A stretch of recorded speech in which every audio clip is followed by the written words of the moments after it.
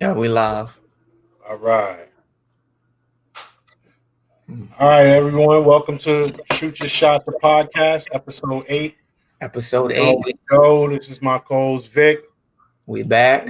We back again. Our moderator and other co-host, JR, is off today. He was Um, asking about the books, so I was like, you know what? Go take the yeah, day off. Vic and these books, man. We're going to have to get shit situated. But Joe said he was talking to his lawyer, and hopefully, you know, he'll be back Tuesday. What he So, don't realize is we got the same lawyer, but it's okay. yeah, I know. He don't. I don't know if he knows that or maybe he was drinking, but fuck it, he'll realize later. So let's get the show started. This is episode 8. Again, Shoot Your Shot podcast. Yes, Follow sir. us on Instagram, Facebook, YouTube, YouTube, Twitch, Twitch, AOL, MSN, everything, ESPN, everything. FS1, Don't be everywhere. afraid to inbox questions, comments, anything, any ways we can improve the show. Any questions, anything you guys want us to do, follow. Don't be Any afraid to hit us specific up. topics you guys want us to touch? That's right. That's right. So let's get the show started. Can I find Last it? night's we only had one game in the NBA. It was the Phoenix Suns against the Denver Nuggets. The Phoenix Suns won by a landslide, 123-98. They jump ahead to 2-0 as the series shifts to Denver. What are your thoughts on last night's game? Phoenix just looks like the more dominant team, more energized. They don't look tired. They look like they could look like they could have played another 2-3 quarters if they had to. CP3 looking healthy, looking stronger each game. Each game he's looking better and better and better. Phoenix as a whole just looks good. We haven't even seen that Booker go off yet. He's just been playing solid. He hasn't, put up 25, 30, 35, 40 points. He hasn't need to, neither. And then you look on the other side where it's a one-man team right now, and it's hard to see. Um, Joker's not getting no help right now at all from nobody. Your second best player is Michael Porter. He only gave you, I think, 11 points last night. That's uncalled for. Supposedly, your third best player, Aaron Gordon, gave you 6. So Denver need to look in the mirror. Besides Jokic, the rest of that team need to look in the mirror and say, "Hey, we got to step up. We got to step up." But yeah, I don't want to say the series is over, but it's kind of looking that way. Like I said, Booker has yet to go off. Booker is capable of going off. So it's not look. Is Denver on the ropes? They are. They hanging on the thread. So we're going to see. What do you think? Um, First, it surprised me that I heard that one of the Denver players decided to speak up in the locker room and say that they were playing soft and they wasn't handling what was going on, and that player is Aaron Gordon. Now it's surprising one that he's a new Nugget. He only been there about 25, 26 games. And what also surprised me is that you were one of the players that scored less than 10 points. So if you're going to go in there and criticize the team and talk, I think you should look in the mirror first. I definitely agree. Start with yourself. Until you have a good game, and he has yet to go out there and score 25, 30 points in the playoffs. So until you drop a good game, I think you should look in the mirror and start with yourself. Other than that, the guards are being outplayed. You got Compazzo, Doo Austin doo. Rivers, Doo and doo. yeah, against CP3 and Booker, and it's just a recipe for disaster. I don't think these guys can hang with Phoenix. Phoenix has too much depth. They have veteran pieces. They have lockdown wing defenders. So it's like it's just too much. I think Denver may go home and steal one, but I think the series is pretty much over. I'm calling Phoenix in 5, and it wouldn't surprise me if it's a sweep. Um, I just think, like you said, CP3 is playing healthy. He's looking good out there, and on top of that, he doesn't have to focus on defense. Um, they're going out there, they're playing their offense, and when it comes to defense, everything is Joker, Joker, Joker. And that's just not gonna win against a team like Phoenix. No, not at all. Like you can't just get 10. Your second scorer can't be 10. Right, right. Unless, the whole team is putting 10, 10, 10, 12, 14. Same way with Phoenix. I think Phoenix high last night was 21. I could be off. But then you had 18, 15, 16, 15. Everybody was in double digits. Where you had Denver, I think 3 plays was only in double digits. And you had the high from Joker with 26. Yeah, Booker led all scorers with 18. So, but Phoenix had all 5 starters in double digits. Yeah. And a bench player in double digits. So, that's just it's not gonna work. No. Not against Phoenix. Like you said, they got too much depth. They just got too much depth right now. Yeah, they got to figure something out, and they got to figure something out fast. So, like you said, this series is over in 4. Yeah, if they don't do anything, if they don't get nothing from Gordon and Rivers and even Campazzo, I'm not asking for you to go out there and score 20, 25 points, but if you're going to keep going 1 for 7 from the field and putting up 3 to 4 or 5 points, then of course that's not going to win. You need to go out there and at least get 11, 14, something like that. And they just need more out of Gordon, Rivers, and Porter. Porter picked a bad time to start getting hurt, to complain about his back, and picked a wrong time to want to slack up and play this way. So, it's just not good. I don't think it's a recipe for winning. So, they continue this, it'll be over in 4. That I definitely agree with. All right, so moving on. We got 2 games tonight. We're going to start with the Milwaukee Bucks and the Nets. That game is in Milwaukee. Milwaukee is down 2-0. Hopefully they can put up a bounce back game tonight and at least get one on the board. So what do you feel about this one? I'm gonna go with Milwaukee tonight. I'm just gonna go with the home team. Milwaukee hasn't shown me anything that they can compete against this Brooklyn Nets team without James Harden. So I'm just going to give them the benefit of the doubt because I know they can play better than what they have been playing. I know they're capable of playing better. So they're playing with house money. Yeah, I'm going to go with Milwaukee tonight. Hopefully, I'm wrong. New York bred and born. So, I'm rooting against them. But I do think they can win tonight. If they don't win tonight, series is over. Just pack it up. Brooklyn be waiting for Philly and Atlanta, or Brooklyn just be waiting for whoever's coming out the West. Because if they're going to sweep Milwaukee, I don't see Philly nor Atlanta standing a chance. Yeah, I agree. I don't know. I'm kind of iffy on tonight. I want to pick Milwaukee because they are the home team, but I just over the last 2 games with the Nets have shown me it doesn't look like it's just a home thing. It looks like this is how they play, man. This is how good they are. And I just look at it like they turned on that gear, and now that gear is up, I don't think you can compete with them. I see it a little closer than the last 2 games, but I got a feeling Brooklyn is going to come on top. I'm a roll with Brooklyn tonight, and I'm a continue with a gentleman's sweep. That's a good choice.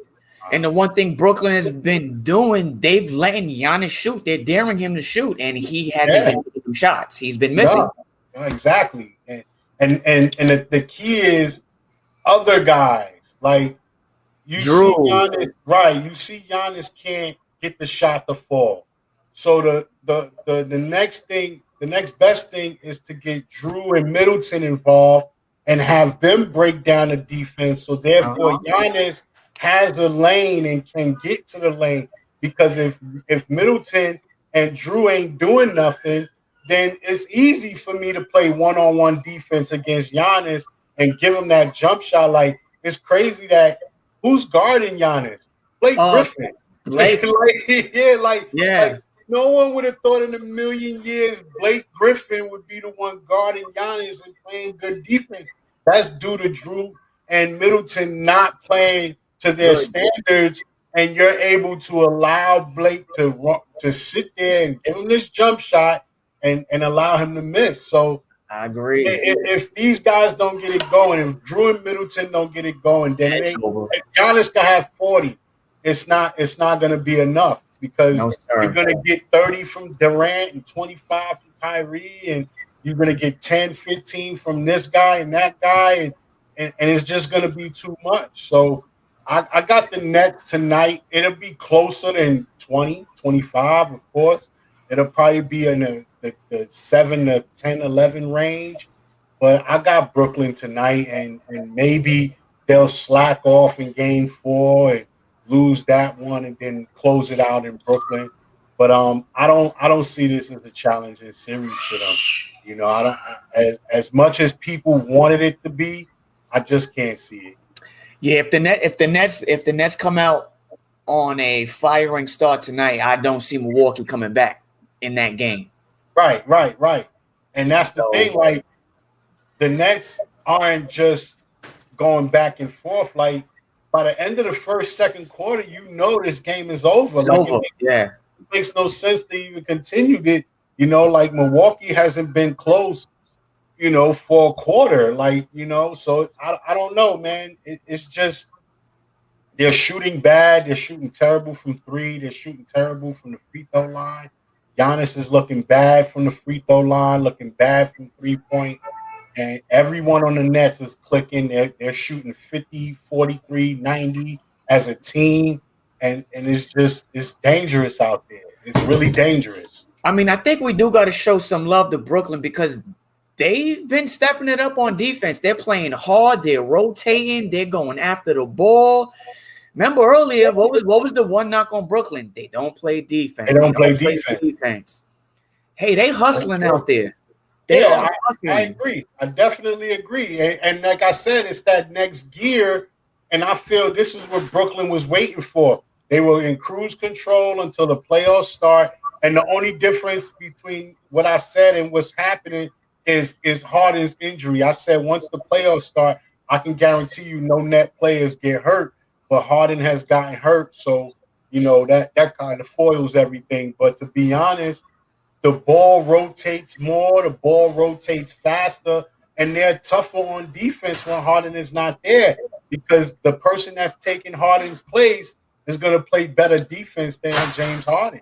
So as long as you don't have to worry about scoring, and I don't think the Nets have to worry about scoring when you got Kyrie and the rest of those guys in there, you don't need 30 points from James Harden. This is why he was okay playing the point guard because it's like I don't have to go out there and score 30. I got 2 guys that are capable of scoring 60 to 70 points combined between the two. So it's just very dangerous out there.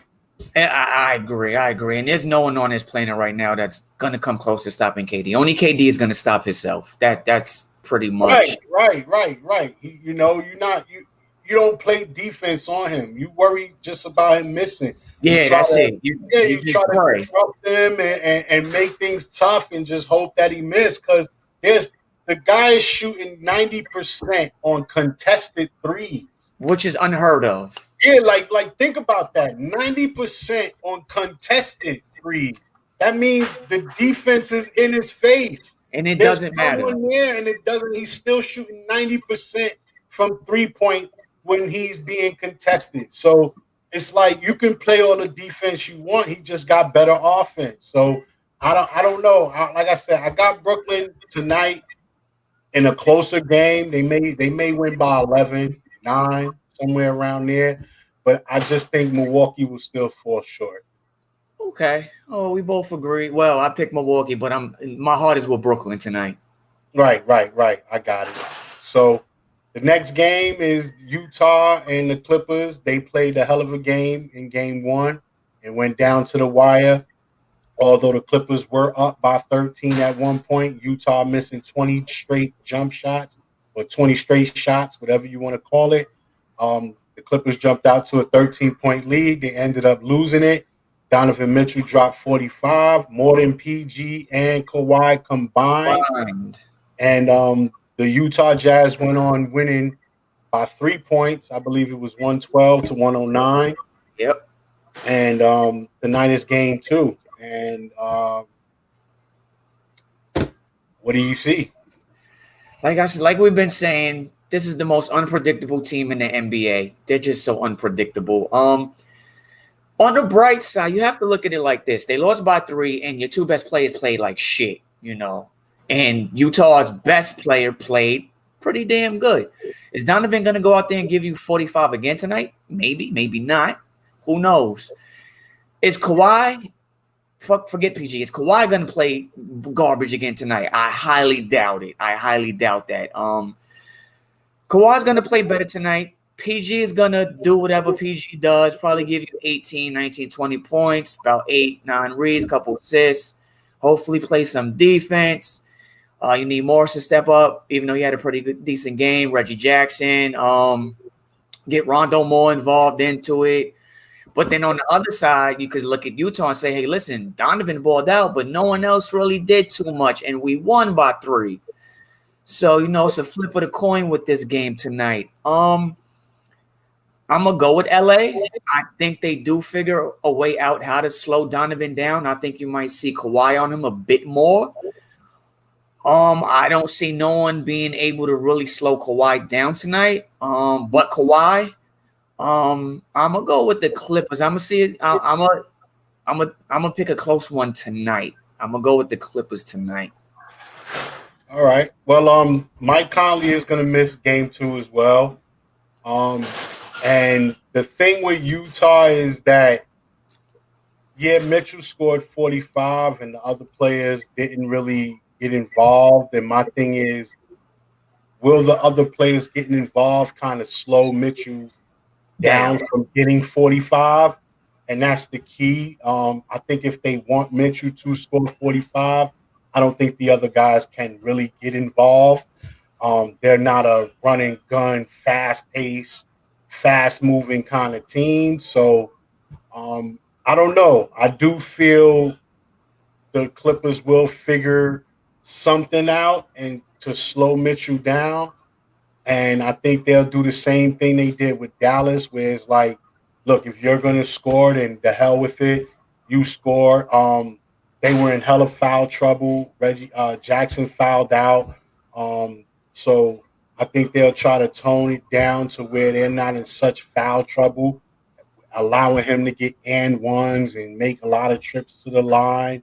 So I got the Clippers as well in a close one. But again, this is an unpredictable team. They could go out there and lose, go down 0-2 and end up still winning the series. So, you know, I'm not going to count the Clippers out because they show me so far that, listen, when they back is against the wall, they can bounce back and steal something. So I do feel we're not going to see another game like that from Kawhi and PG, especially PG with all the critics and all the things being said about him again.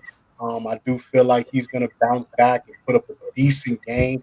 Not saying anything great, but he's going to play an efficient game and play a decent game and give Kawhi a little more help than what he needs.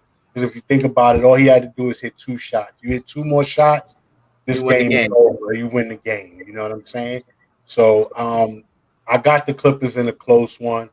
The key is going to be other guys. It's not going to be Mitchell, Kawhi, or PG. It's going to be guys like Ingles and Bogdanovich and Gobert for the Utah Jazz. And for the Clippers, it's going to be guys like Rondo, Morris, and Jackson. And I do feel in this series, Lou should utilize Cousins and Beverly a little more. Although Beverly is a hothead, he does get under your skin. He can disrupt you and make things a little tougher for you. So I would try to get Beverly in there. Not saying start him, but at least let him get more minutes to 18 minutes in this game, so that way he can make things a little tougher for the guards, guys like Ingles and Mitchell. But I got the Clippers in a close one. Okay, so we both agree on the Clippers. Right. Okay. All right. Okay. So well, we found out, was it yesterday, the day before? I think it was yesterday, right? They announced the MVP, which happened to be Joker. I think I was the only one that picked him. I think you picked Embiid. Well, No. I picked Steph, but I knew Steph. Joker would win. It was one of those heart picks. Like, for my love of the way Steph plays, I would have loved to see him get the MVP. But based on the narrative of what MVP is and what they talk about, I knew Joker was going to win because Embiid missed too many games. So, it was between those two guys the whole year. That's all they kept really talking about was Joker and Embiid, Joker and Embiid. So, at the end of the season, I knew it was going to be Joker because Embiid missed 19, 20 games, something like that. So, congratulations to Joker. Definitely. I do feel he deserves it because he is an important player and the most valuable player on that team. And I think if the roles were reversed, if he was to go down with an injury and Jamal Murray would have had to carry the team, they wouldn't have been here. I don't think it would have worked out too well. Yeah, I don't think it would have worked. I think Joker is a bigger focal point on Denver than Murray is, so I do feel he deserves it. So congratulations, Dan. Definitely congratulate to Joker. I'm pretty sure this won't be his last. I definitely see him winning, maybe one or two more. Well, you never know. I think it's good the way he plays because he plays both. He can play big bully inside the game, or he can play step outside and shoot a three as well. So that benefits him. My thing is, can his body hold up? Can he, keep up with the way the NBA is going? You don't know what's going to happen within the next 2 to 3 years. Guys are coming in faster. The guards are really dominating the league. You know what I'm saying? So just like Embiid in Philly, like he can't play a whole season. He just can't give you a whole season. So I don't wish nothing on Joker, but I just hope if he can keep his body intact and stay away from the injury bug, then yeah, maybe it's possible for him to win another one or two. But the way the league is, you got guys like Mitchell, Trae Young, Bradley Beal. I see those guys winning MVPs or probably possibly before him, even Luka. So, definitely Luka. Yeah, so let's see what he can do. All right. And last night they announced the defensive player of the year, and that ended up being Rudy Gobert for the Utah Jazz. And personally, I feel like they gave it to him because of game one. If he wouldn't have blocked that shot to end the game, they probably wouldn't have gave it to him. But many feel he deserved it. It was a iffy race the whole year. It wasn't no clear-cut winner. You had so many names being thrown out there. Many people thought Ben Simmons was a candidate. Bam was a candidate. My personal candidate would have been Draymond Green. He actually finished third. There were so many people out there that could have won this. So it was a tough race. That was probably the toughest award to give out this whole year in the NBA. Yeah, I definitely agree. And I believe this is his third in 4 years. Am I correct? Yeah, he was third in 4 years. Yeah, that's pretty impressive. Yeah, I'm not mad at it. Like you said, it could have went to any one of those guys, and I would have been fine with it. Honestly, he controls the paint, man. You're not just gonna go and score on Utah in the paint. It's just not gonna happen. You're gonna score, you might, but it's gonna be difficult. Rudy makes it difficult for you to get points in that paint. He's not the best on-ball defender, which he doesn't need to be. You just got to control that paint, and he does a great job at it. He controls the paint, and go ahead. He has great instincts. If you look at the block, the game-saving block, he bit on a pump fake. So Morris pump fake, and he went up thinking he was going to go straight up with it. So for him to go up, come down, and Go still back be able up. to block that shot, like that takes skills. That's very skillful. So he's a great defender. I wouldn't say on the ball because usually is guards. You know, a Yeah, guard is gonna get by him, you know, with the quickness. But once he has the ability to come back and get back into play. If you lose him, he's so long and tall that he's able to, you know, still catch up with you yeah, he's and able to block it. recover very Yeah, quickly. right. So I feel he deserve it. Again, there was so many different candidates. You look at Draymond, Ben Simmons, Bam Adebayo, you know, even guys in New York, Nerlens Noel, he was one of the only players with 2 steals and 2 blocks a game. So it's like you had a lot of different choices that you could have went with this. And you know, it's like, hey, if it ain't broke, don't fix it. Gobert's Yeah, been known as an enforcer in the inside and the defense. So let's keep on rolling with him. But yeah. I'm like I said, I'm not mad at the pick. no, I'm not mad at it either. And let's see if he keeps it going, you know. Yeah, I don't see why not. I definitely don't see why not. All right. Well, we're gonna dig into the couple of the 2 other series in the NBA. We got a game tomorrow. That's Philly and Atlanta. Atlanta. Series shifts to Atlanta. The series is tied 1-1. We're not going to make any predictions on the game. We're just going to break down the series and talk about what we've seen over the last 2 games. So take it away. Unfortunately, I missed game two. I did see game one. Uh, Trey went off. Um, they did let Philly come back, you know, so that could have that was a moral victory for Philly, and then they came out and they won game two. I think the momentum kind of switched at the end of game one that went into game two. Um, Atlanta hit a lot of big shots at the end of game one. I know Bogey hit that three that really put the icing on the cake when Philly was right there. Um, I think this is a series that's going to go back as well. I don't know if anyone's really going to take full control. I can see it going game seven just because Atlanta has a lot of depth. Um, Philly has depth as well, so I definitely see it going back and forth like a game of tennis. Like I said, I missed game two, so I really can't speak on game two. I let you speak on game two, so you could take it over. Sorry, y'all. I was really busy. I wasn't able Um, to catch it. game 2 was interesting. Like you said, Philly came out with the momentum of being close in game 1 and almost stealing it, but then Atlanta bounced back and tried to make it a game. It was just Trey Young was a little erratic.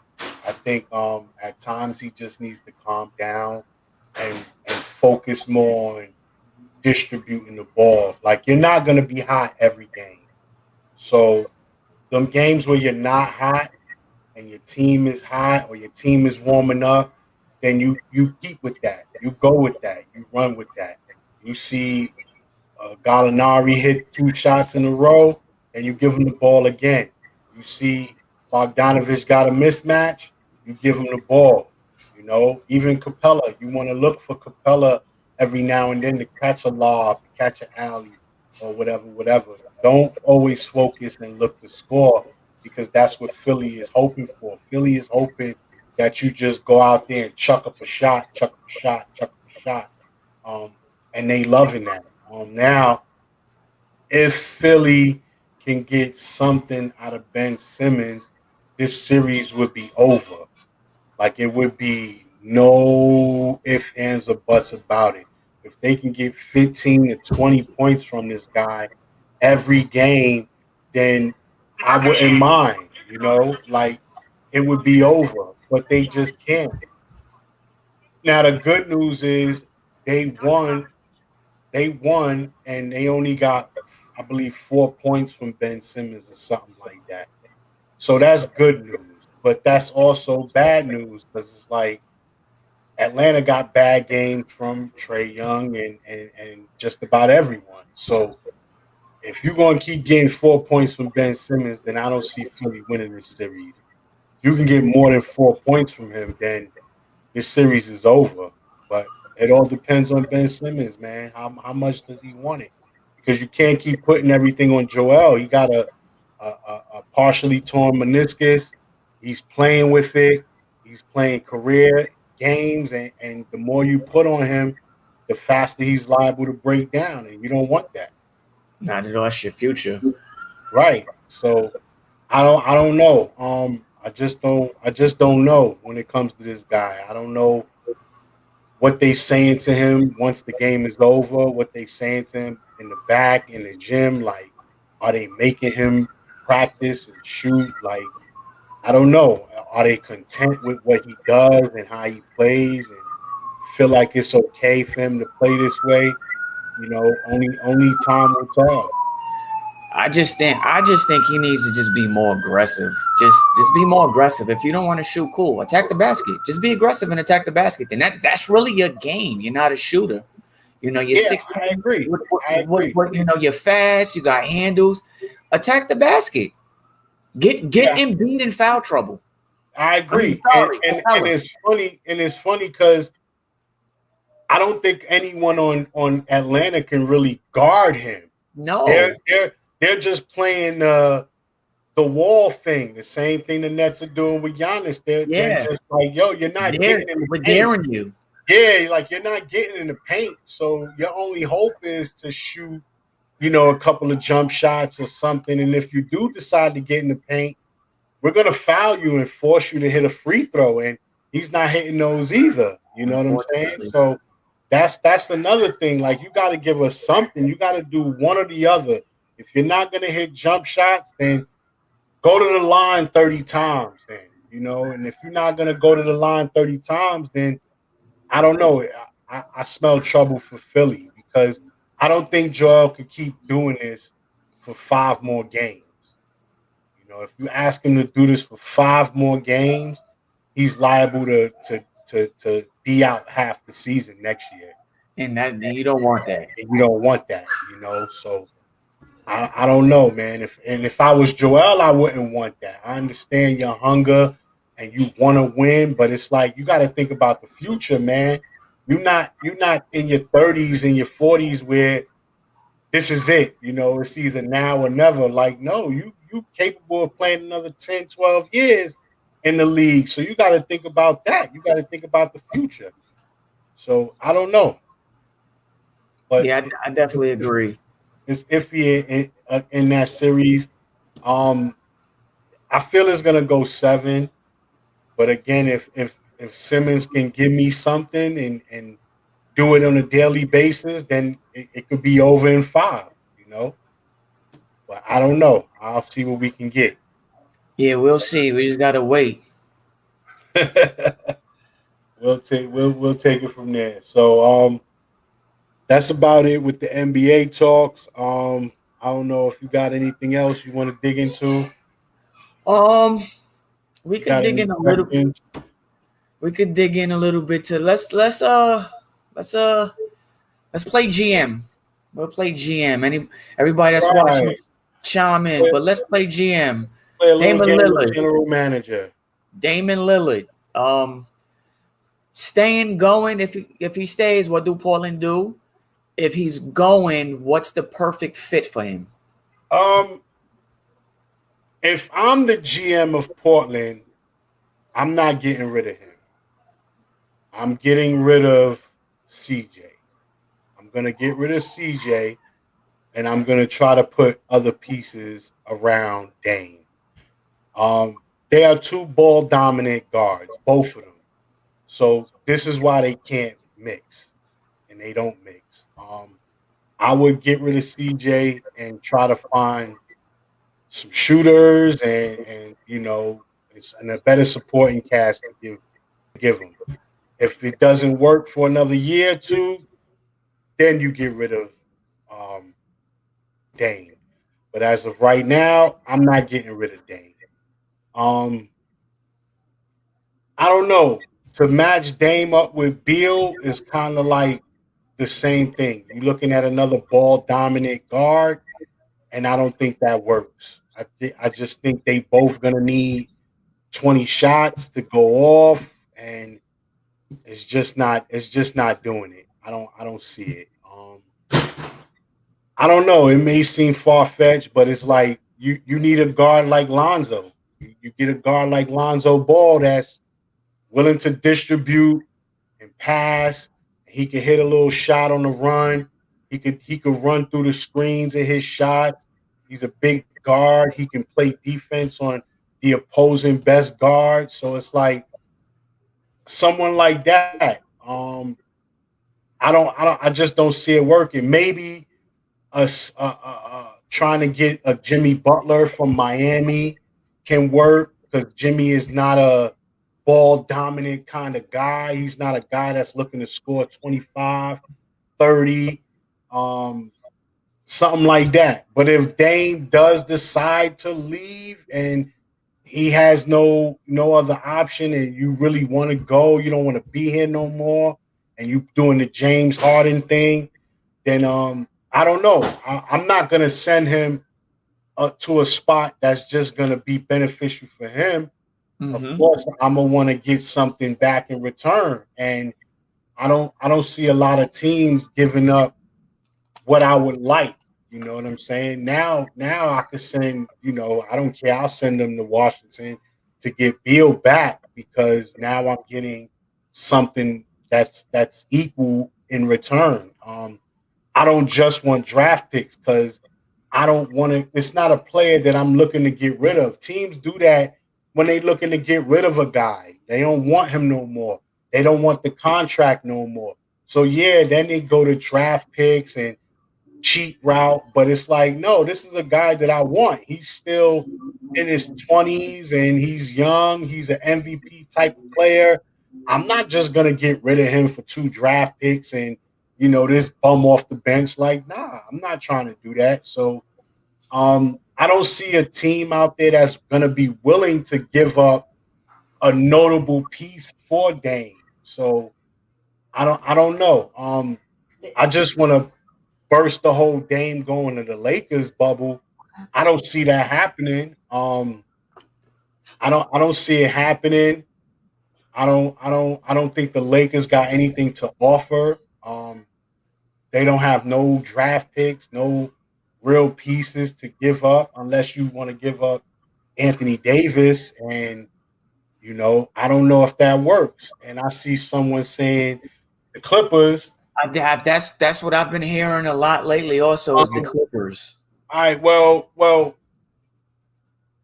Kawhi and Dame, will that work? I don't know. Maybe if the Clippers will be willing to let Kawhi go back to the defender he is and the second option in scoring, then maybe that might work. But if Kawhi wants to continue to be this dominant or this first option scorer that he's becoming, then I don't know if it's going to work because Kawhi is another one that's going to need his 17 to 20 shots a game. And yeah, Dame would be an upgrade from Paul George because of what he's able to do in the clutch and what he could do in the playoffs and everything. But it's like Dame don't really play defense. So I don't know. It's like you're getting something, but you're also losing something. So I don't know. I don't know if I would do that if I was Portland. If I was the Clippers, then I would be more enticed to do that. But if I was Portland, it's like, because now I got CJ and Paul George, and it's like, I don't know if that'll work. Now got to move another guy. So I don't know. That's iffy right there. Yeah, I don't know either. It's like as good as Dame is, we know how great Dame is. Dame can also be so bad for your team because he's just so ball dominant. And I see Boston propose. I think Kemba Walker. I forget the other dude, Langford, and like a whole bunch of first round draft picks. And I'm like, if I'm Boston, why would I do that? If I'm Boston GM, I'm not trying to shop for Dame because, like I said, as good as Dame is, he's too ball dominant. All right, granted, you get Dame to Boston, then what? You make it out the first round, but now you just get eliminated in the second round. You get Dame to Boston, okay, now what? You stumped the growth of Tatum and Brown if you throw Lillard on that team. That's just my opinion. He's just too ball dominant. Like, you got something with Tatum and Brown already. You don't really need a superstar point guard. Like, you know what I mean? Like, Alonzo Ball on Boston would be perfect for Brown and Tatum. That seems like the key to a lot of these teams now. Alonzo Ball, a guy, because the thing with Lonzo is he's showing he doesn't want to score 30 a game. He wants to get the team involved and get the guys involved. And it's like, it seemed like this is what these teams are needing now, because you got, like you said, Boston got their scorers in Brown and Tatum. I think Boston's thing is, whose team is it? Who is going to be the number 2? And I think that'll all work out once they give them their money, because if Brown hasn't gotten that big contract, he's not going to want to take a back seat, because it's like, yo, you're going to stunt my money. And the same thing goes with Tatum. Now, if Boston was to say, you know what? Boom, 4 years, max deals for both of y'all. Let's just get this out the way. Once they do that, now these guys is like, all right, well, we both paid. I don't care now. Now they don't care who takes the back seat. And seeing that Tatum is more of the fan favorite, I would feel, hey, go ahead, run with him. Let him be the first option, and Brown take the back seat and be the second option.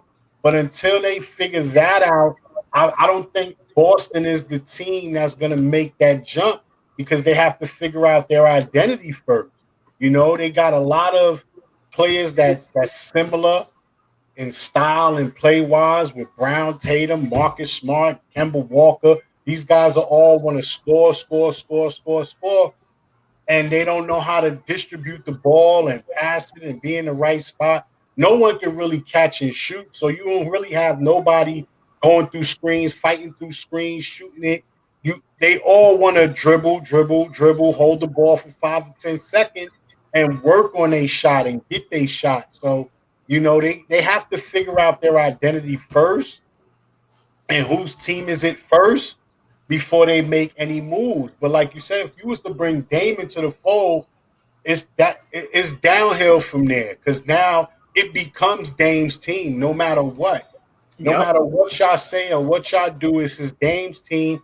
Tatum and Brown will have to take a backseat, and now Tatum and Brown is going to be fighting for who's the second option, who's the third option. And if I'm Portland, I don't want that, because I want one of those guys involved in that trade. If I'm going to make this trade, and if I'm Portland's GM, I want Tatum or Brown. I'm not giving you Dame without getting one of those two guys. One in return, yeah. I'm not doing this trade for freaking Kemba Walker. Is you crazy? Like, what has Kemba Walker done for me to say, all right, that's good enough? He's like, no, I'm giving you a predominant 30-point per game guy. Come on, you're talking about a man that has hit daggers and ended series in guys' faces for Kemba Walker, whose highlight is hitting a game winner in UConn. Like, I'm not doing that. Like, I need one of those guys in return. Yeah, so if I'm Portland GM, I'm with you. Like, you got to give him Brown, Tatum. I don't care about, again, when it comes to draft picks, giving up draft picks, you do that with a player that's on his way out, with a team that doesn't want the guy anymore. Then it's cool to give up draft picks and stuff like that, because I'm ready to rebuild. Portland is not ready to rebuild. They don't want to rebuild. They feel they are close.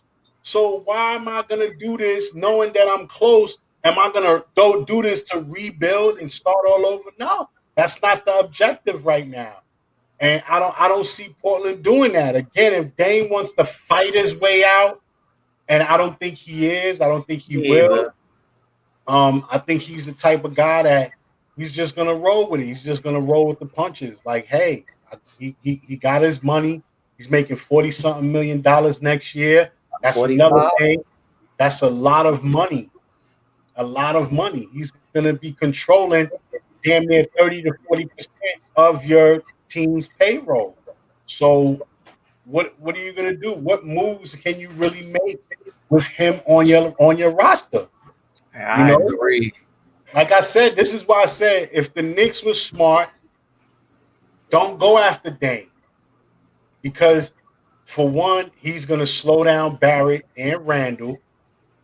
Two, he's gonna command a lot of money. Three, you're gonna have to give up a lot in order to get him.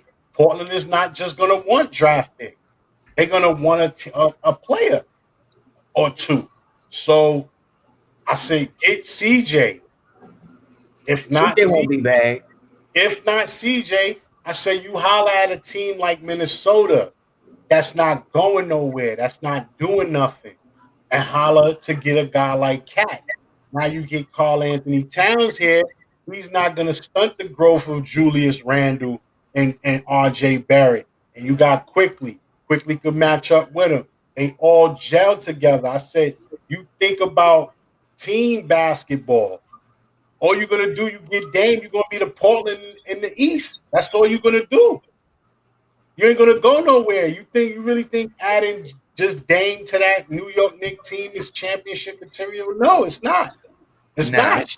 It's just exciting basketball for the fans. Right. That's what you're going to do. You're going to fill some seats. And then once the playoffs come, the same thing is going to happen.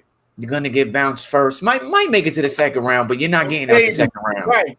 So you take that money, that $45 million that you're going to be paying Dame, you can get two players for that.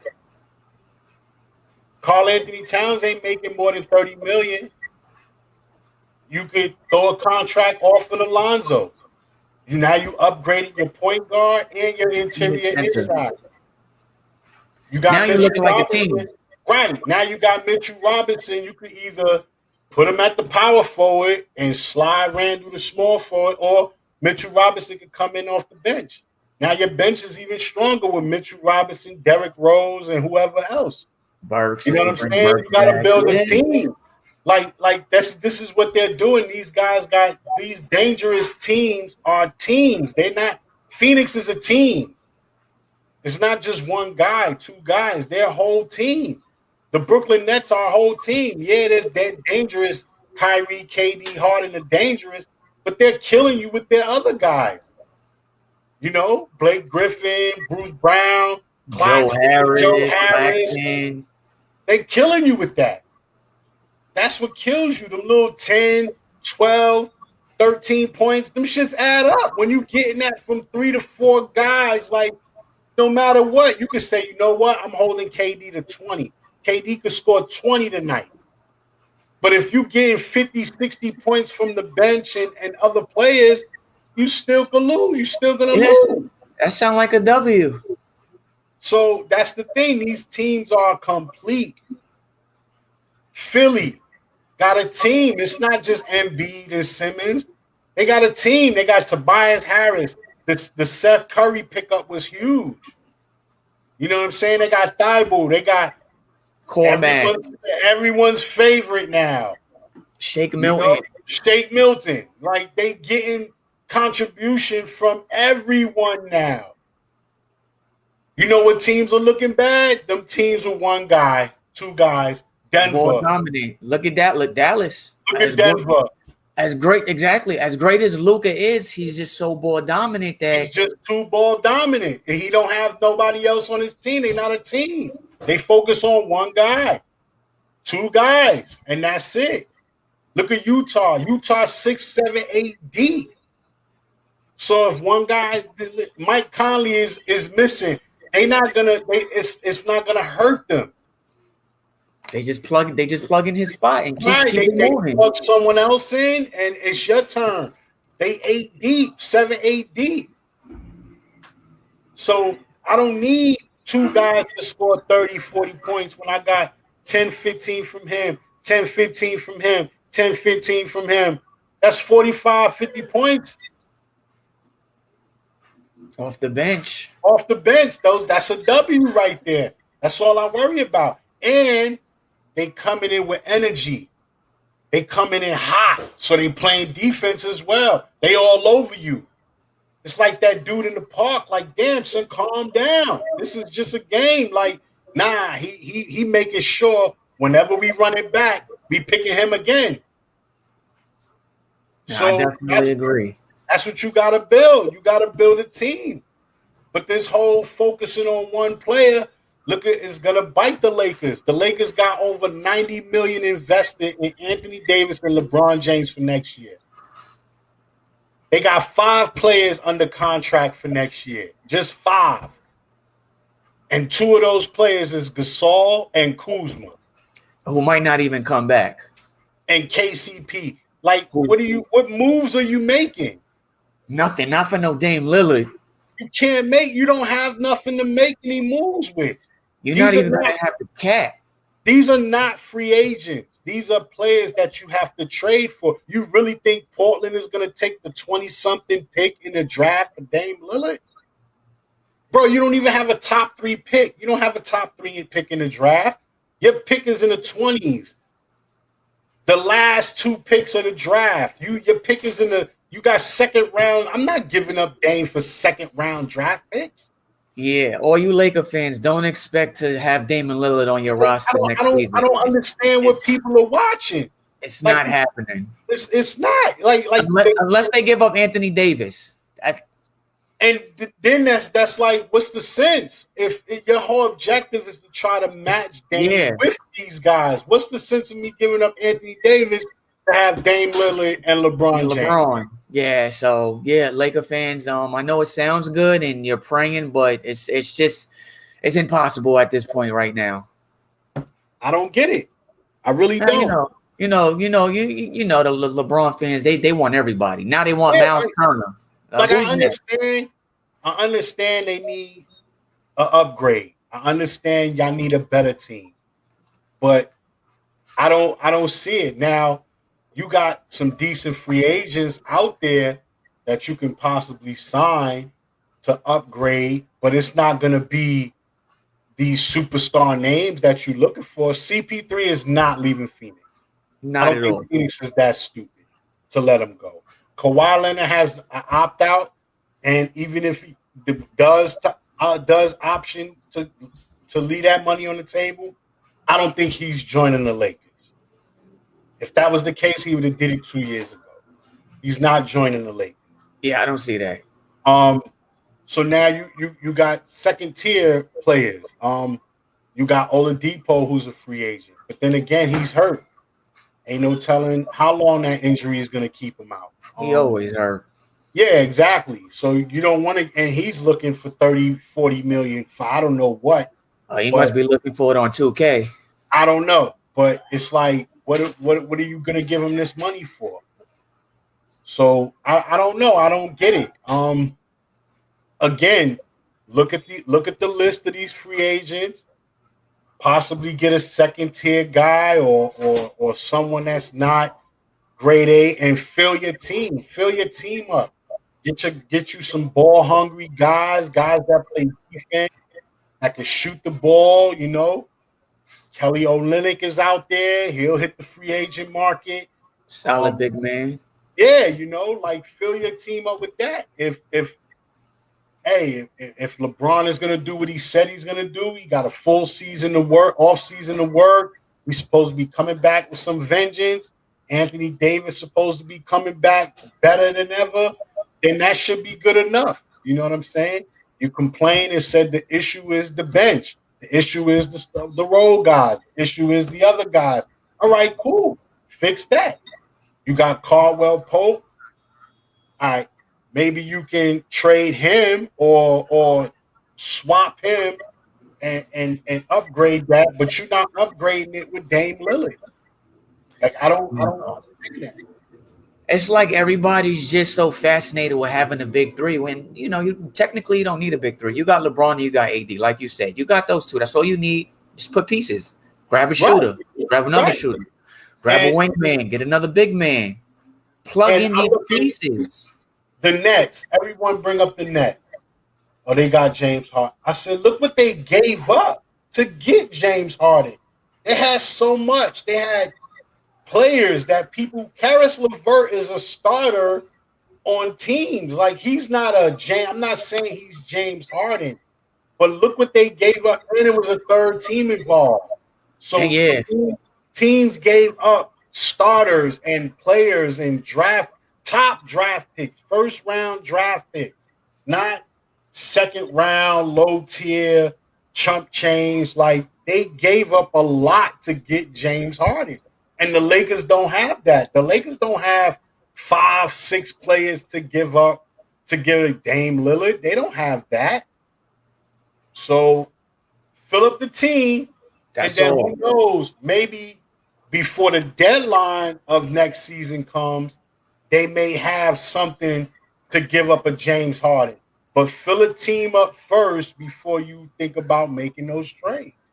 Yeah, I mean, because ultimately that's what killed LA. You know, they just didn't have other pieces. No, they You know, didn't. They didn't. And I agree.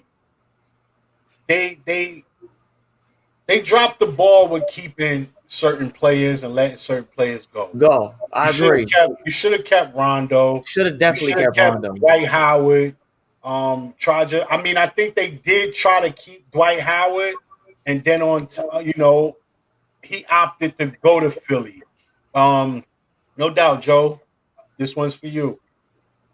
Still ain't showing you the books, but thanks, Joseph. Don't worry, I'll try my best to get him. But yeah, yeah. But I also look at it like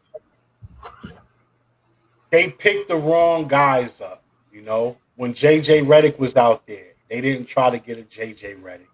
I think they should have went after JJ Redick as opposed to a Wesley Matthews. Wesley Matthews is like on his last leg, and not saying JJ Redick got a lot in the tank, but JJ Redick is a pure shooter, and he works better with a LeBron James than a Wesley Matthews. Um, you had a couple of other guys out there, even when LaMarcus Aldridge and Blake Griffin and those guys was being brought out, like none. You didn't really need a lot of money when these guys were being acquisition in the mid-season. They wasn't being paid a lot. The Nets aren't paying Blake Griffin. I think it's the vets minimum, if I'm not mistaken. Yeah, these are veteran minimums. Like once they're waived by a team, the team that picks them up don't have to pay them a grip because they're being paid the bulk of their contract from the old team, just like Andre Drummond. Then the Lakers didn't pay Andre Drummond an arm and a leg. They got him for dirt cheap. But see, they got the wrong dude. They shouldn't have got an Andre Drummond. They should have went after. And I'm saying that they don't plan on bringing him back. I read that earlier. I don't know how true it is, but they said unless he's willing to sign for the veteran minimum, yeah, and they're not bringing him back. He's going to be willing to do that because he already know that if he signs for a veteran minimum, he's trade bait. They're not signing him to a veteran minimum to keep him.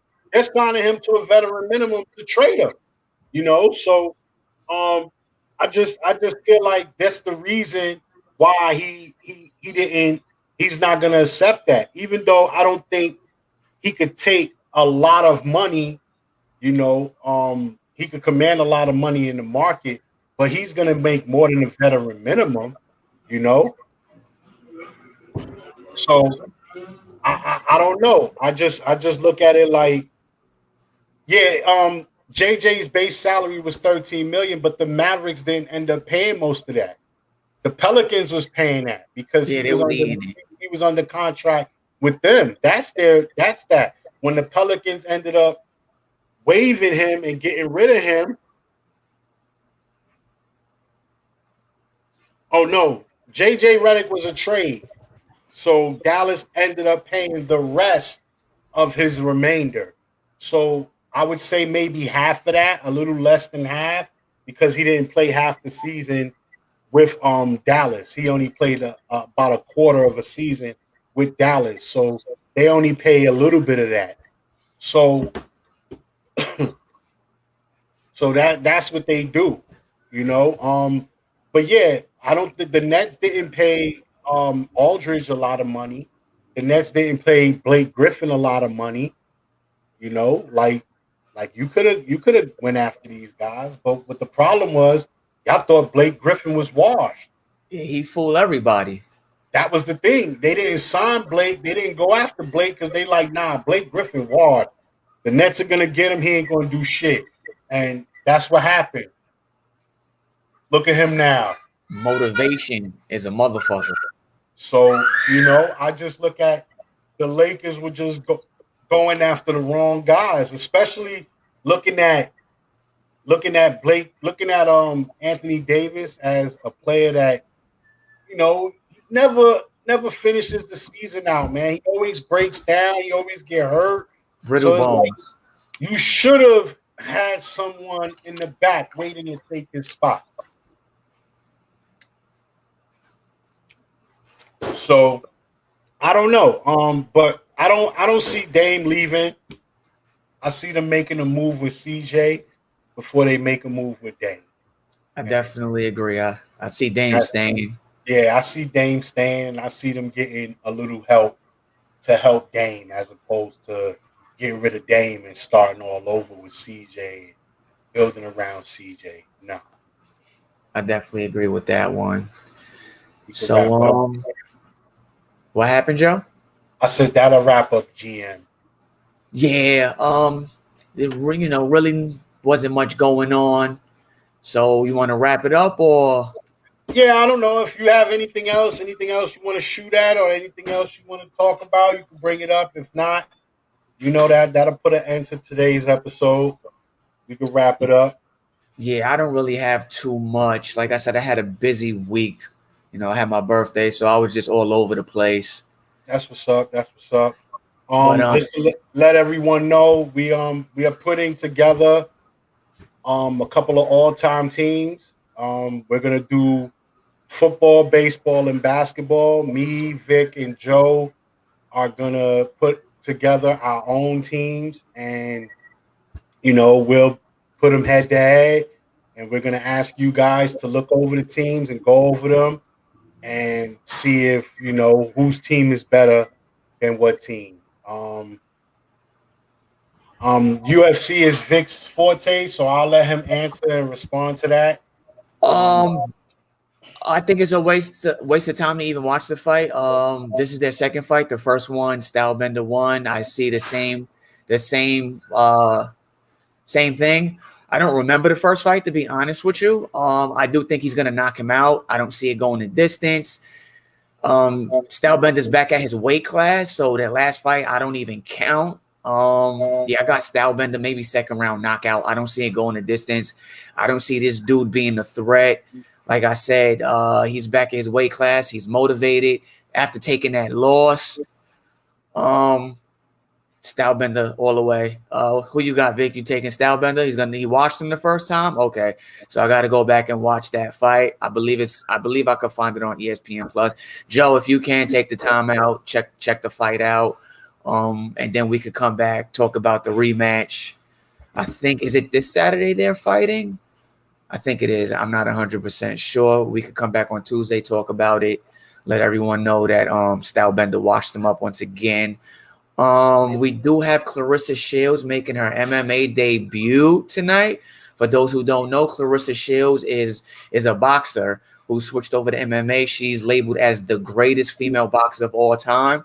I think she has like 7 belts in boxing. Yeah, she has every belt. She's undefeated. She's never lost. She's the real deal. She owns the boxing women's division. It's not even close. Like I said, she makes her MMA debut tonight. If you guys have ESPN2, I believe it's tonight at 10:30. Go check her out. Making her debut once again, like I said. And what's smart about that, her camp picked out her opponent, which is a shitty opponent. Her opponent is like 3-6 or something. So it's smart on her camp, right? Yeah, MMA debut type shit. Yeah, your MMA debut. You've been boxing your whole life, so this is a whole different, world that you're entering. So, props and kudos to her camp on picking the right opponent. So, yeah, definitely everybody go check out Claressa Shields tonight. And I ain't got nothing else, Joe. I love UFC. I can keep on going, but my partner ain't on it yet. We going to get him up to speed. We Don't gonna worry. get him up to speed. Yeah, most definitely. I'll check it out. I actually think it's easier for an MMA fighter to transition to boxing because I take up MMA as well, and boxing is part of my regimen. So I wrestle, I do judo, I box. So a lot of them, that's part of their regimen, whereas boxers, it's just boxing and cardio from what I've seen. I don't know too many boxers that does wrestling and jujitsu, Right. Greco, and all of this stuff. They just focus on boxing and cardio and things of that nature. So I think it's easier for MMA fighters to transition into boxing than vice versa. But yeah, like I said, hopefully, I'm rooting for Clarissa. She's a phenomenal boxer. She definitely wants to keep it, standing. I don't think she wants to go to the ground, not yet at least, unless she feels comfortable. Hey, you never know. She might surprise us. So we're going to see tonight at 10:30. I'll probably be asleep because I got work in the AM, so I'm definitely going to catch the replay. So, yeah, I know Joe is like, yeah, like I said, we're going to get Joe. We're going to get him. We're going to get him. Definitely, Vic. We definitely going to talk about it Tuesday. We're definitely going to talk about it Tuesday. Yeah, I'm gonna be checking out the NBA games. I may go back and forth at the 10 o'clock, 10:30 to check out the fight, check out a little bit. I may just wait till the fight is over to catch the replay. Yeah, just catch the replay, because I gotta whatever. So don't worry, I'll catch up, get up to speed, and take it from there. But yeah, again, we'll be putting together our all-time teams. We want you guys to be involved in this, look over them. Study them and pick a winner. You know what I'm saying? We're going to do one in football, one in baseball, one in basketball, and then we'll come to you guys, bring them public, and take it from there. So again, you watching the Shoot Your Shot podcast. I'm your host, Joe. This is Vic, and until Tuesday, we'll see you guys. Thank everyone for tuning in. Thank you guys. Everyone for the questions, comments, and everything. We make sure to get back at you with anything that you inbox us. Just holla.